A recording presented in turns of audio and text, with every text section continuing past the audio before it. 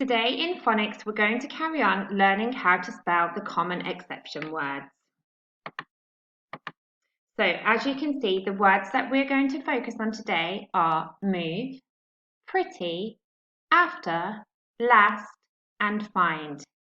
So why don't you pause the video and have a go at writing those first to have a little practice at learning how to write them and spell them. And then once you've done that, we're going to have a go at finding out how many syllables these words have. So like you did yesterday, we are going to clap out the word. So we're going to practice with the word move. I want you to listen to me. How many syllables did the word move have? Okay, it's only got one syllable, move.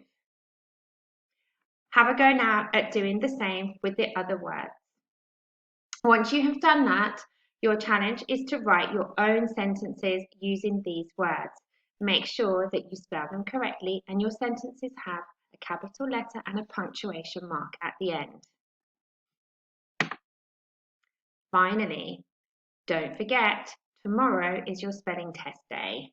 Now, just because we're not at school, it doesn't mean to say that you can't do your spelling test. You will still be able to do this at home, and I will give you more information tomorrow.